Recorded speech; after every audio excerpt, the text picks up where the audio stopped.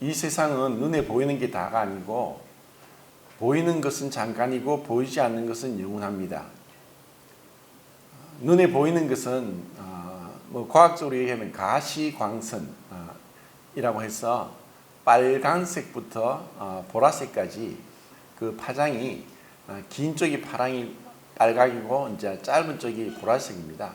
그래서 빨간색 바깥을 적외선이라 하고 보라색 바깥을 자외선이라고 합니다. 우리 눈에는 적외선과 자외선이 보이지 않지만 동물들에게는 이런 것을 볼 수가 있고, 그래서 밤에도 캄캄한 데서 사람은 볼 수 없지만 짐승들은 캄캄한 밤중에도 볼 수가 있습니다. 이런 물질적인 것 아니고 영적인 것에도 많은 것들이 있습니다. 하나님께서 창조하신 그 영적인 존재 중에 그 천사가 있고 타락한 천사인 사단과 그 쫄개인 마귀들이 있습니다. 그런데 그 천사들과 타락했을지라도 그 사단과 마귀는 사람의 능력을 월등하게 초월합니다. 우리는 그들을 볼 수 없지만 그들은 우리를 볼 수 있습니다. 우리는 많은 제약이 있고 한계가 있습니다. 그런데 그들에게 있어서는 이러한 우리의 한계들을 월등히 뛰어넘어서 우리가 가히 상상하지 못할 능력을 가지고 있는 존재들입니다. 지금은 우리가 다 알 수 없습니다. 성경에 나와 있는 그러한 부분들만 다 이렇게 살펴보더라도 정말 눈으로 보고 싶고 또 그들의 능력을 우리가 확인하고 싶고 또 그런 그 천사들과 함께 있기를 원하는 그러한 마음이 싹 트는 게 사실 정상일 겁니다. 그런데 이런 천사들이 사람을 볼 때는 마치 우리 사람이 정말 그 보잘것없는 곤충이나 벌레를 보는 것처럼 사실 그 정도밖에 되지 않습니다. 그런데 그런 뛰어난 존재들, 영적인 존재들인 그 천사도 또 사단과 그 쫄기들인 귀신들도 경험하지 못한 것, 알 수 없는 것, 또 그들에게는 적용되지 않는 것이 우리 구원받은 그리스도인들에게 있습니다. 그것은 바로 하나님의 사랑입니다. 어떤 의미에서는 천사들도 하나님의 사랑을 모른다고 할 수 없지만 그 하나님께서 우리 그리스도인들에게 베풀어 주신 그 사랑은 천사들도 살펴보기를 원하는 것이고 그들에게는 귀한 것입니다. 위치적인 면에서 봤을 때 그 천사들은 분명히 뛰어난 존재들이지만 그들은 하나님의 종입니다. 그런데 구원받은 그리스도인들은 분명히 하나님의 종인 것은 분명하지만 또 위치적인 면에서 천사들이 누리지 못하는 하나님의 자녀라는 그 어마어마한 신분을 갖게 된 것입니다. 그것은 예수님께서 성육신 하시고 십자가의 사역을 완성하시고 부활하시고 승천하셨기 때문에 우리에게 주어진 것입니다. 그런데 이러한 그 우리 그리스도인들의 하나님의 자녀라는 그 신분이 실제로 그렇게 우리에게 지금 와닿지가 않습니다. 천국에 가면은 더 분명히 나타날 겁니다. 그런데도 하나님께서 우리에게 지금 눈에 보이지 않는 그 천사들이 구원받은 그리스도인들을 섬기라고 보냈고 우리가 보이지 않는 가운데서 우리를 위해서 섬기고 있는 수호 천사들이 우리에게 따라다닌다고 생각할 때 참 감동이 됩니다.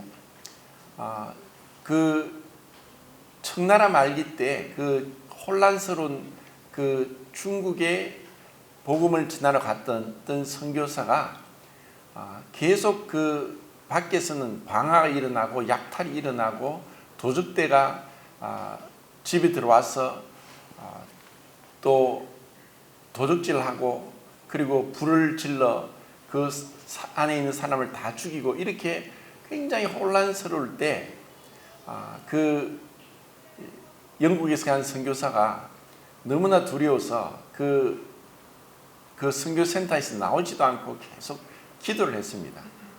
이제 좀 있으면은 옆집에서는 불이 나고 막 사람 살려달라는 그런 고함 소리도 들리고 정말 불안한데 기도를 하면서 하나님께서 말할 수 없는 평안함을 주셨습니다. 그래서 그냥 믿음으로 잠을 잤는데 일어나서 밖에 나가 보니까 많은 불에 탄 그러한 집들이 있고 또 시체들이 길가에 나듬거렸지만 자기가 있는 그 선교센터는 안전했습니다.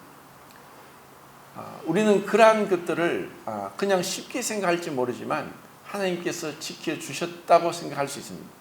또 어떤 경우는 전혀 하나님이 지켜주지 않는 것 같은, 하나님이 외면하는 것 같은 그러한 시련도 당하게 되지만 이 땅에서 어떤 결국 어떤 우리의 종말이 다가 아니라 천국에서 분명한 하나님의 보상이 있다는 것을 생각할 때 이 땅에서 시련도 우리는 견딜 수 있을 것입니다. 자, 그런데 이제 주님께서 제자들의 발을 씻겨 주시고 그 제자들에게 34절 35절에서 내가 너희를 사랑같이 너희도 서로 사랑하라 하는 이런 말씀을 주십니다. 이런 말씀을 주시고 나서 그 다음 36절부터 38절까지 보면은 주님께서 이제 곧 붙잡히시는데 주님은 이제 곧 떠나가신다라고 하십니다. 그때 베드로가 주님이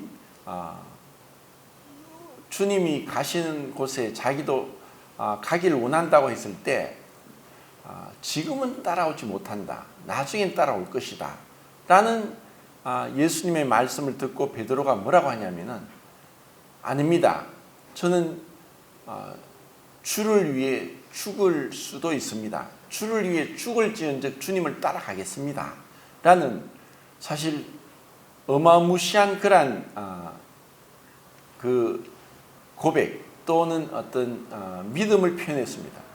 주를 위해 죽을 수도 있습니다. 주님 어디로 가시든지 저는 주님을 위해 죽을 수도 있고 주님을 따라가겠습니다. 그런 호언장담을 했습니다. 그때 예수님은 닭이 울기 전에 네가 나를 3번이나 부인하리라 하는 말씀하시는 거예요. 베드로가 그런 주님 말씀을 들었을 때 어떤 부분에서는 아니 내가 주님을 죽을 각오가 되어 있습니다. 저는 정말 주님을 죽을 수도 있습니다. 자, 이것은 베드로가 주님을 향한 말할 수 없는 그 자신감, 그리고 어쩌면 그의 믿음의 표현이었고 그 주님을 사랑하고 있다는 것, 사랑하기 때문에 주님을 위해서 내가 죽을 수도 있습니다 하는 그런 놀라운 고백이지 않습니까? 참 이것은 우리에게도 사실 그럴 수 있겠죠. 정말 주님을 위해 죽을 수 있습니다. 왜냐하면은 주님이 나의 모든 것이고 주님은 나의 하나님이고 주님이 나를 위해 죽으셨는데 왜 우리가 주님을 위해 죽을 수 없겠습니까? 그런 담대한 믿음의 표현과 또 주님을 사랑하기 때문에 죽을 수도 있다고 한 그 아름다운 그 고백이 있었지만 주님은 그것으로 인해서 속지 않으셨고 또 이후에 네가 나를 위해 죽을 수 있겠다고 호언장담을 하지만 곧 얼마 있지 않아서 몇 시간도 지나지 않아서 나를 단호하게 부인할 것이다. 모른다고 할 것이다. 를 닭이 사실 2번 울기 전에 그렇게 3번이나 나를 부인할 것을 정확하게 예언을 하셨습니다. 주님은 이러한 베드로를 다 알고 계셨습니다. 그러면 우리는 주님께서 이렇게 베드로가 자기를 부인할 걸 알고 계셨음에도 불구하고 주님은 끝까지 사랑하셨고 변치 않는 사랑을 보이신 것에 대해서 무엇을 배울 수 있을까? 주님은 어떠한 우리에게도 그런 모습이 사실 많이 나타날 수 있습니다. 주님을 사랑합니다. 주님을 믿습니다. 주님 위해 살겠습니다. 주님을 위해 헌신하고 충성하겠습니다. 그런 우리도 결심도 하고 그렇게 하지만 막상 우리의 삶 속에서 얼마나 많이 우리는 그러한 믿음을 배반하고 우리의 욕심대로 또 눈에 보이는 대로 현실에 타협해서 믿음 없는 사람처럼 행동할 때가 얼마나 많습니까? 이것을 주님께서는 알고 계시지만 어떤 부분에서는 이러한 그 시련, 이러한 어떤 그 고통을 허락하시고 이것을 통해서 하나님께서 우리에게 원하시고 또 이루시는 것이 있다는 것입니다. 그 실패를 통해서 좌절과 절망을 통해서 완전히 자기 자신의 모습을 보게 하시고 내가 주님을 위해 죽을 수도 있습니다. 주를 위해 죽겠습니다라고 했던 그 단호한 결심, 그 고백에 대해서 내가 그렇게 할 수 없다는 것을 보게 하시는 것. 그리고 그 속에서 그 고통 속에서 나는 정말 비겁한 자야. 나는 정말 비열한 자야. 나는 정말 겁이 많은 자야. 나는 실패한 자야. 나는 더 이상 회복될 수 없어.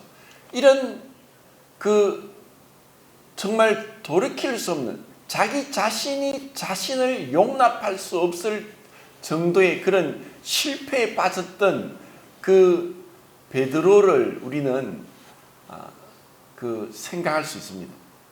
그러니까 나중에 주님이 부활한 걸 보았습니다. 주님이 부활하셨다. 그것들에게는 이것보다 더 큰 충격이 없었습니다. 분명히 갈보리 언덕에서 주님이 비참하게 죽으시는, 처절하게 죽으시는 것을 보았지만 주님은 다시 살아났다는 거예요. 살아나셔서 그들에게 나타나셨다는 거예요. 몇 번이나? 11번 나타났어요. 11번. 세 번째 나타났을 때는 언제냐? 2번이나 분명히 그들에게 나타나셨는데 베드로는 그 전에 주님을 부활한 주님을 그때 보았는지는 뭐 정확하지는 않습니다만 베드로는 다른 제자들 6명과 함께 다시 자 우리 고기 잡으러 가자. 자 베드로가 자 우리 고기 잡으러 가자라고 한 말에는 많은 것이 내포되어 있습니다. 그 베드로가 주님을 3번이나 부인했을 때 그때 지금 읽은 이 예수님이 38절에 네가 닭 울기 전에 나를 3번 부인하리라 말씀이 어떻게 해서 그것이 깨달아졌냐 하면은 주님은 붙잡히셨고 이 말씀을 하시고 바로 1-2시간 안에 붙잡혔습니다. 그리고 한밤중에 주님은 가야베에 갔다 안나스에 갔다 빌라도에 갔다가 끌려다니면서 또 빌라도에서 매질을 당하시는 그런 고통 가운데 다른 제자들 다 도망갔어요. 그런데 베드로는 그냥 뒤를 몰래 따라가면서 그 모습을 다 본 거예요. 근데 그 여종이 당신도 저자와 함께 간 자 아니냐 했을 때 나는 전혀 모른다. 난 전혀 모른다. 내가 모르는 사람이다. 아니다. 그렇지 않다. 강하게 부인을 3번이나 했을 때 닭이 울었고 그때 앞에서 신문 받던 예수님이 고개를 돌려서 베드로의 눈과 마주쳤습니다. 그 주님의 눈을 보고 베드로는 그때 이 말씀이 깨달아진 거예요. 주님이 그때 말씀하지. 내가 그때 바로 몇 시간 전에 주님을 위해 나는 죽을 수 있습니다 라고 호언장담했지만 바로 그는 세 번이나 그 여정 앞에서 나는 전혀 모른다. 아니다. 나는 모른다. 하고 그렇게 고백했던, 단호하게 부인했던 그 베드로가 주님과 눈이 마주치고 나서 그 말씀이 생각나서 그냥 밖으로 뛰쳐나가서 심히 통곡을 합니다. 야, 내가 이렇게 비겁한가? 내가 주님이 죽겠다고 그렇게 주님한테 말씀드렸는데 내가 그 여정 앞에서 이렇게 나의 주님을 내가 이렇게 부인할 수 있다니. 자기 자신에 대해서도 뭐 원망스럽고 내가 이것밖에 안 되는 자이구나. 나는 정말 자격 미달이야. 나는 구제불능이야. 나는 안 돼. 그는 심히 통곡했을 겁니다. 3년 반 동안 주님을 따라다니면서 그 많은 기적들, 주님의 은혜로운 말씀들, 주님의 그 마지막에는 주님의 그 발을 씻겨주면서 내가 너의 발을 씻기지 않으면 나와 상관이 없다. 그런 은혜로운 말씀들이 다 생각이 나지만 이제는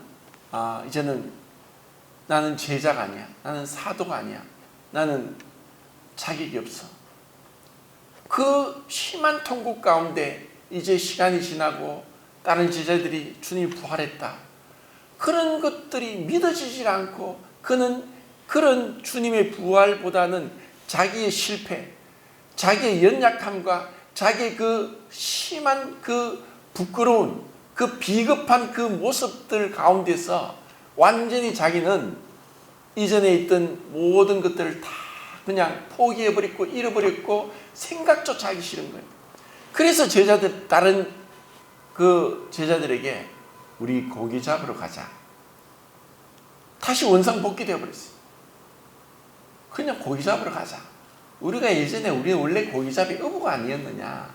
그냥 고기 잡으러 가자. 나는 제자가 아니야. 나는 감히 주님을 따라갈 수 있는 그런 자격도 없는 자야. 그는 완전히 포기했습니다. 나는 이제 안 된다는 거. 그리고 고기를 잡으러 계속 밤새도록 그물을 던졌지만 고기 한 마리도 안 잡혀. 근데 그 갈릴리 바닷가에서 얘들아 너에게 고기가 있느냐? 없습니다. 배 오른편에 그물을 던져라. 근데 고기가 너무 많이 잡혔어요. 나와보니까 고기가 153마리나 돼요. 주님은 조반을 차리고 숯불에 너희가 잡은 고기를 가져오너라. 그래 떡을 구우면서 아무 말도 없어요. 제자들은 주님이라고 말도 못해요. 주님이시니까. 주님이 그들에게 또 먹을 걸 주시고 이제 베드로에게 말씀합니다. 요한의 아들 시몬아, 네가 이 사람들보다 나를 더 사랑하느냐? 예, 제가 주님을 사랑하는지 주님이 아시지 않습니까? 그래, 나의 양을 치라. 또 두 번째 말씀하십니다.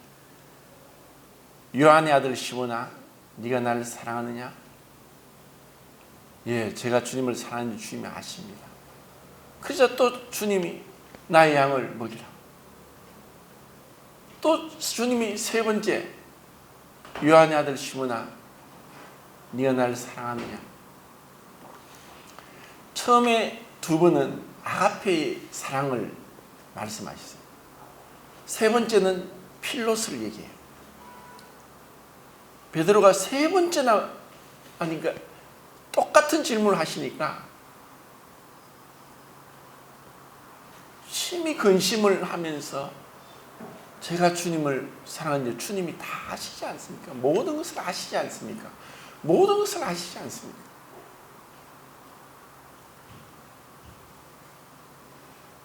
주님은 다 알고 계시는데 내가 주님을 위해 죽겠다고 했지만 아니다, 너는 나를 3번이나 부인할 것이다. 그것을 그는 분명히 경험했습니다. 그런 주님이 다 아시는데 왜 또 3번이나? 그 3번의 질문은 베드로가 3번이나 주님을 부인한 것에 대해서 주님이 책망도 하지 않고 어떠한 그 암시도 주시지 않고 그것을 모르는 척 없었던 것처럼 네가 나를 3번 부인했지? 라는 그 수치스러운 그의 비겁한 행동을 한 번도 지적하지 않고 네가 나를 사랑하느냐? 그래, 사랑하면 나의 어린 양을 먹이라. 이런 자격 없고 실패하고 완전히 좌절과 낭만 가운데 자기도 자기 자신을 용납할 수 없는 그런 자에게 주님이 나의 어린 양을 먹이라는 그 부탁을, 사명을 맡기십니다.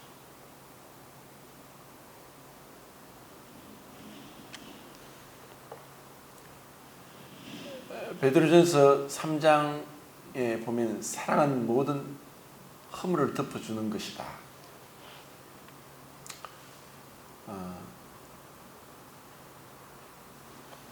이 베드로가 그 주님으로부터 배운 것은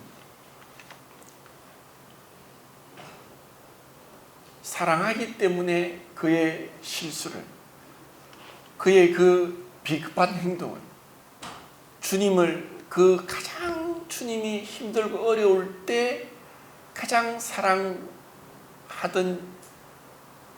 또 수제자라고 불렀던, 그렇게 늘 주님 앞에서 가까이 따라다녔던 그 베드로의 배신, 베드로의 완강한 주님에 대한 부인, 어쩌면 주님께서 받으셨을 그 충격, 사실 우리가 살아가면서 누군가로부터 배신당하는 것, 누군가 나를 속여서 거짓으로 나를 모함하고 또 나를 향해서 흔히 세상 말로 등에다 칼을 꽂는 그런 무지막지한 행동을 한 그 베드로에게 주님은 사랑으로서 그 모든 허물을 덮어주시는 거예요. 이것을 베드로가 경험했고 또 이것은 사단은 결코 알 수 없어요. 사단은 경험할 수 없고, 왜냐? 어쩌면 하나님은 사랑이기 때문에 그 우리의 비록 천사일지라도 정말 우리 사람과 비교되지 않는 완벽한 능력과 아름다움을 가지고 있는 천사일지라도 연약함이 있고 실수가 있는데, 그런 연약함, 실수로, 교만함으로 인해서 그는 죄를 범했지만 그 고통 가운데서 타락한 천사는 회개하지 않았고 그 사랑을 받아들이지 않았어요. 하나님의 사랑과 인자하심과 용납하심과 길이 참으심이 풍성함을 외면해버린 거예요. 용서받을 길이 없죠. 그런데 베드로는 동일하게 이런 그 실패 속에서, 절망 속에서 그 사랑을 깨달았고 경험했고 그것으로 인해서 회복되었고 치유받았고 용서받은 거예요.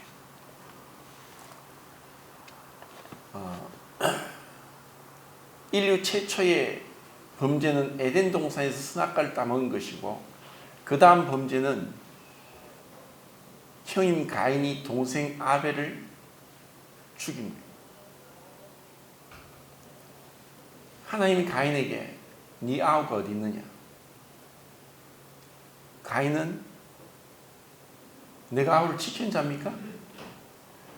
뻔뻔스럽게 하나님을 모르고 물으시는 게 아니라 가인이 아벨을 죽인 걸 알고 계시는데도 가인에게 회개할 기회를 주는 거예요. 네 아우가 어디 있느냐?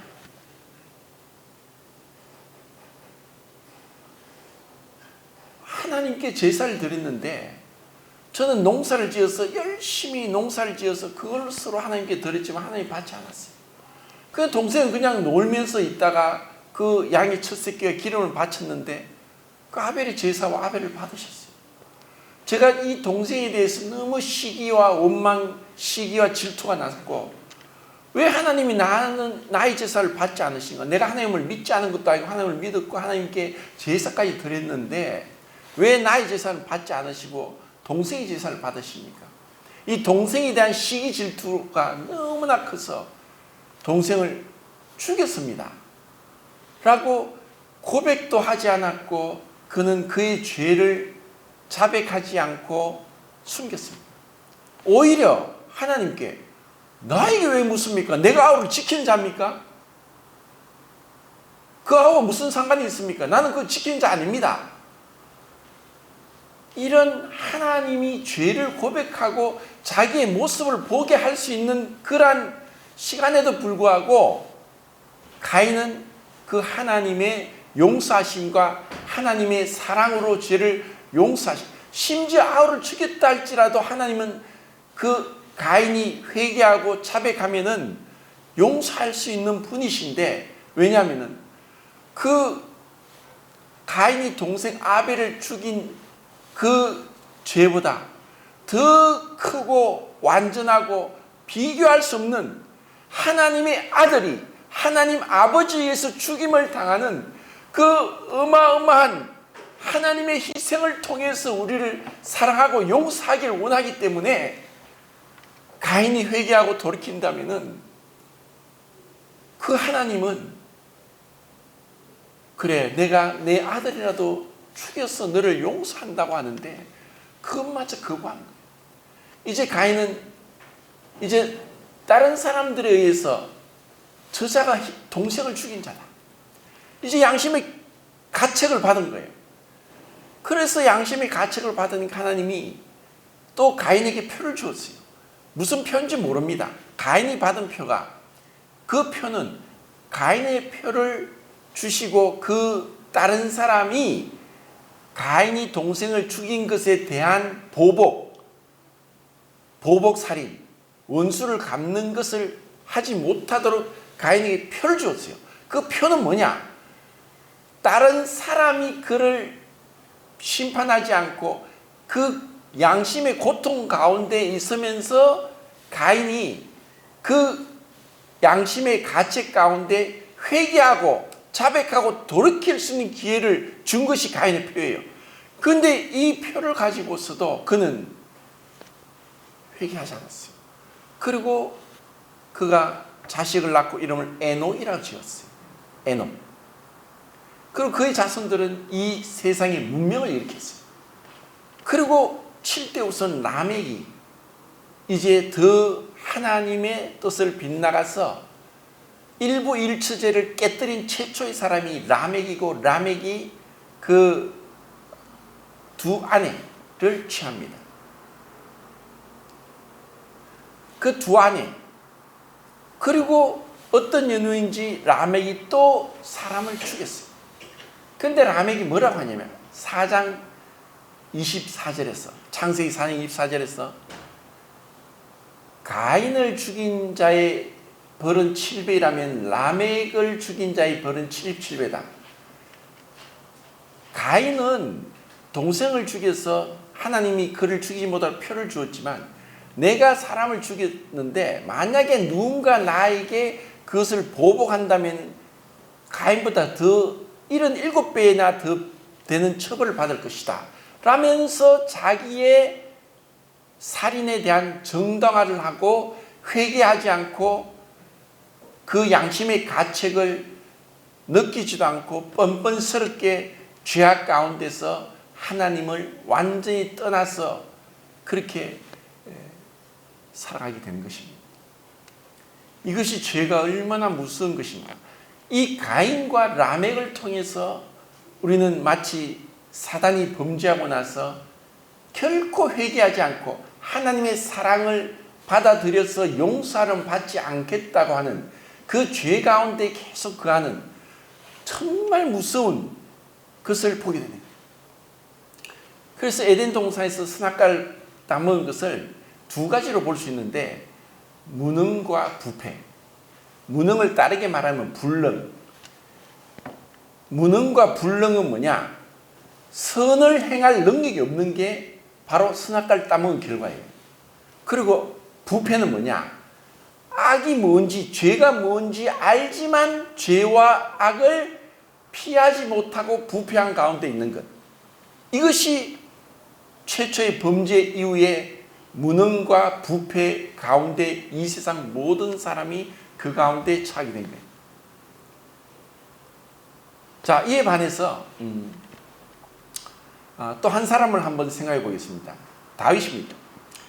다윗은 어린 나이에 거의 10대 때지 않는가 싶은데, 그때 골리앗을 돌멩이 하나로 쳐 죽였습니다. 어마어마한 승리를 했어요. 그때 이스라엘 여자들이 노래를 불렀어요. 사울의 죽인 자는 천천히고 다윗이 죽인 자는 만만이다. 자, 이 노래를 하면서 이 다윗이 얼마나 큰 승리를 이뤘는가. 이스라엘은 그 누구도 골리앗을 대적해서 이기지 못했을 때 어린 소년이 돌멩이 5개를 가져가서 한 번에 돌멩이 하나로 그 골리앗의 이마를 쳐서 무너뜨렸어요. 죽였어요. 그 칼을 가지고 죽인 거예요. 어마어마한 승리를 한 거죠. 그래서 이스라엘이 블레셋을 처음 물질러 승리를 얻었어요. 이제 이스라엘 여자들은 사울의 죽인 자는 천천히고 다윗의 죽인 자는 만만이다. 자, 노래를 하니까 이거를 들었던 사울이 다윗에 대한 시기 질투가 나서 완전 미쳐버린 거예요. 이제 다윗을 죽이려고 하니까 나중에 다윗이 피하다가 급하게 도망을 왔어요. 급하게 먹을 것도 없고 무기도 없었어요. 제사장 그 아히멜렉 앞에 가서 내가 지금 3일 동안 먹지 못했다. 먹을 게 없냐? 먹을 게 없지만 그 성막 안에 진설병이 있다. 그래서 그것을 먹었어요. 그리고 내가 급히 왕의 명령을 받고 급히 나오는 바람에 무기도 하나 없다. 무기도 하나 없으니 무기 뭐 할 게 없냐 했을 때, 그때 아히멜렉이 네가 엘라 골짜기에서 골리앗을 죽였던 골리앗의 칼이 있다. 그것보다 좋은 게 없다. 나에게 달라. 하고 그것을 가지고 또 거기서 한 37km 떨어진 그 가드, 블레셋이 가드란 그 블레셋이 도시 국가였어요. 5개 도시로 이루어진 나라인데 가드 왕 아기스 앞에 피신을 갔어요. 왜냐하면은 적의 적은 친구니까. 이스라엘과 사울의 적은 블레셋이고 블레셋의 적은 자기의 친구가 되니까 그것의 보호를 받으려고 가드 왕 아기스 왕 앞에 피신을 했는데, 그때 그 아기스 왕의 신하 중 누군가가 이야기했어요. 저는 다윗이 아닌가? 골리앗을 죽인 다윗이 아닌가? 사울의 죽인 자는 천천히고 다윗의 죽인 자는 만만해로 했던 그 다윗이 아닌가? 그는 사울을 피해서 아기스 왕에게 피하러 갔는데 자기의 신분이 탄로났고 자기가 그전에 골리앗을 죽인 것으로 인해서 그곳에서 사울에게 아니라 아기스 왕에게 죽을 상황이 된 걸 금방 알았어요. 그때 급하게 다윗이 뭘 했느냐? 갑자기 막 침을 질질 흘리면서 막 몸을 미친 듯이 하면서 그 문에다가 몸을 막 비비면서 미친 행동을 합니다. 순간적으로 그는 너무 두려워서 내가 이제는 사울에게 죽는 것이 아니라 아기스 왕에게 죽겠다. 이런 판단을 하고 미친 행동을 하면서 미친 사람처럼 행동합니다. 얼마나 그 두려움이 컸었고 얼마나 그 연기가 완벽했는지 금방 저 자는 미친 자가 아닌가, 저 미친 자를 왜 나에게 데려왔느냐 하고 그 순간에 위기의 순간을 모면하는 거예요. 그러고 나서 그가 시편 34편을 지었어요. 공고한 자의 기도를 들으시고 마음이 상하고 통해한 자를 구원하시는 그 하나님, 중심에 통해한 자를 구원하시고 마음이 상한 자를 주님이 고치시는 그 공고한 자를 외면하지 않는 하나님, 어떻게 보면은 얼마나 참 부끄러운 일입니다. 자기가 감히 할례받지 못한 이 자가 하나님을 모욕하다니, 그 어린 나이에 골리앗을 향해서 상대도 되지 않을 그 싸움을 믿음으로, 주님을 의지함으로, 하나님께 대한 그 충성스러운 마음으로 골리앗을 쳐 죽였는데, 이제 그가 이제는 사울에게 쫓기고 아기스 왕 앞에서 죽을 상황이 되니까 미친 사람 흉내내고 침을 질질 흘리면서 미친 사람 하면서 살아났어요. 근데 그 모습이 자기가 봤을 때 참 얼마나 부끄러웠겠어요. 이런 다윗이 또 나중에 또 범죄해요. 그는 정말 큰 죄를 범해서 바세바가 난 아이가 죽었고 우리아가 죽었고 또 그 죄로 인해서 암논이 죽었고 압살롬도 죽게 돼요. 그의 간음죄로 인해서 4명이 죽게 돼요. 그것을 인해서 그는 심히 통곡을 하고 울면서 이제 회개를 합니다. 자, 하나님을, 이 가인과 라멕은 하나님의 용서하심, 하나님의 사랑을 외면했어요. 다윗은, 베드로는 범죄했지만 하나님의 사랑과 용서를 받아들였어요. 주님은 우리가 정말 깊은 터널로 가고 나의 그 연약함, 나의 그 죄악됨, 나의 그 수치스럽고 부끄러움 가운데서 내가 도저히 일어설 수도 없는 그런 상황 가운데서도 우리의 모습을 보게 하시고, 주님, 제가 이런 자입니다. 주님, 저는 쓸모없는 자고, 저는 자기를 미달이고, 저는 도저히 그 주님의 말씀을 감당하지 못할 자입니다. 주님, 모든 걸 아시니 제가 무슨 말씀을 하겠습니까? 저는 할 수 없습니다. 그런데 이런 자를 향해서 주님이 왜 용서하십니까? 왜 사랑하십니까? 그 주님이 용서하시고 사랑하시는 걸 통해서 주님께 나오라는 거예요. 주님께 나와서, 주님, 이런 나를 용서하십니까? 이런 나를 사랑하십니까? 예, 주님, 나의 어린 양을 먹이라.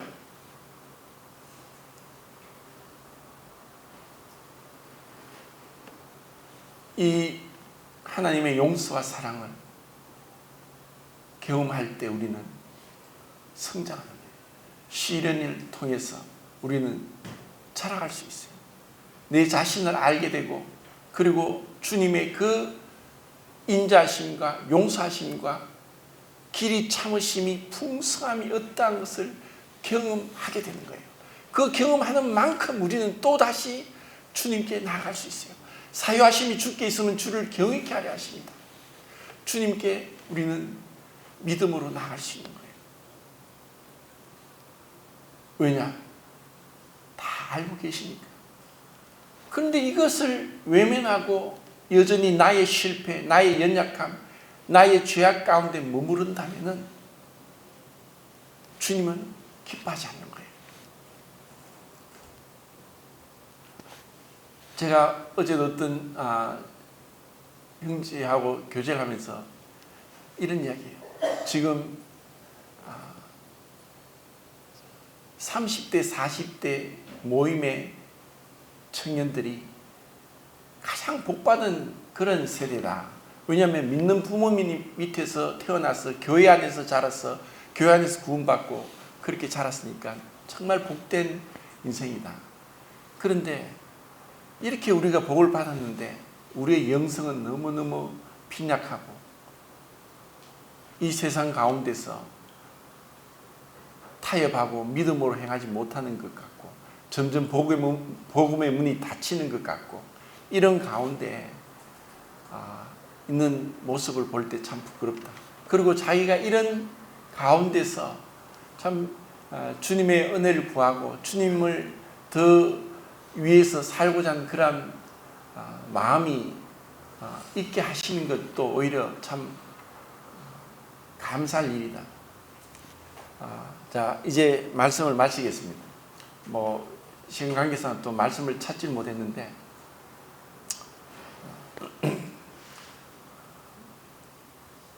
주님이 우리에게 원하시는 것은